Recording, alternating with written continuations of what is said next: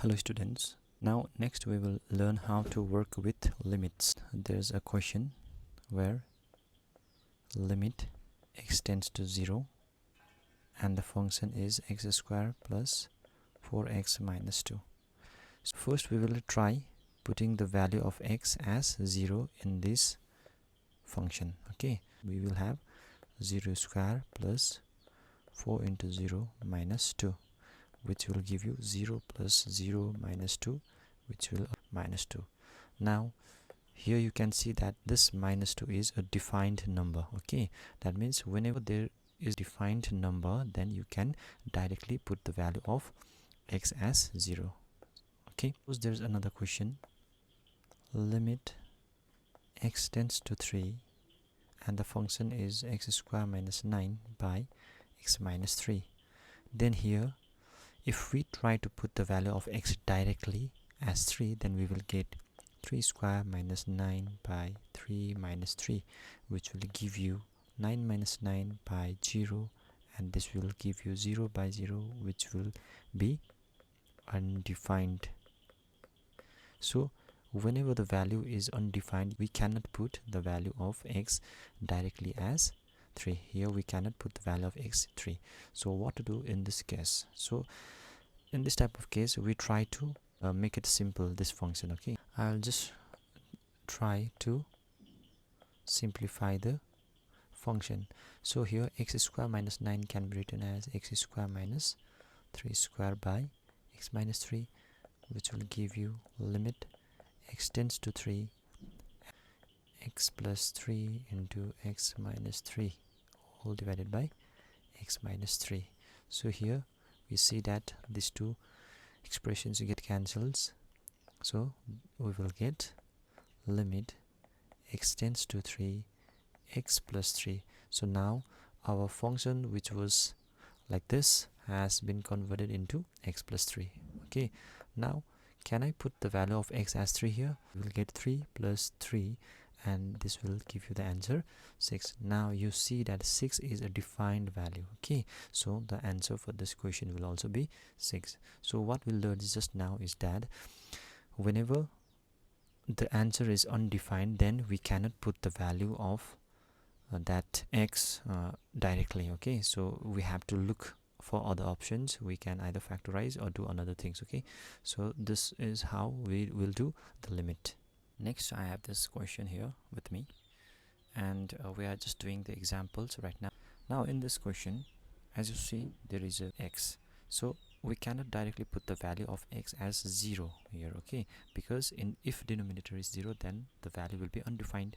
So first we have to make it simple. Okay, so here in this case we will simplify this function using conjugate search. Okay, so this can be written as limit x tends to 0 1 plus 3x minus 1 minus 3x. So I am writing it separately, the bracket divided by x.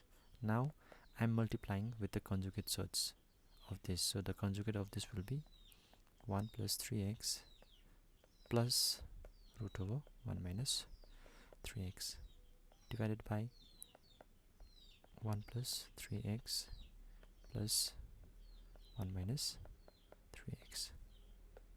Okay, what I'm doing, I'm just multiplying and dividing by the same number, so the value will remain unchanged. Okay, but this portion is the conjugate of this, equals to limit x tends to 0. Here can you see that it is in the form of a plus b into a minus b, and this means a square minus b square. So this can be written as a square minus b square, and in denominator this will be multiplied with x. It will be root over 1 plus 3x plus root over 1 minus 3x. This square and square root gets cancel out.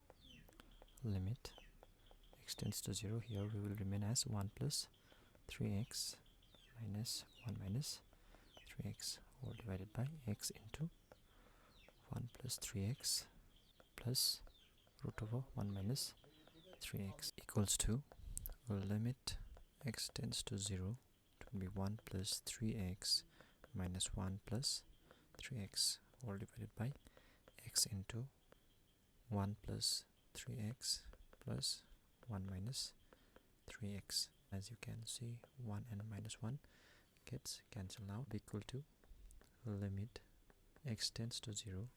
Here 3x plus 3x will be 6x all divided by x into root over 1 plus 3x plus root over 1 minus 3x. Here x and this x get cancelled out.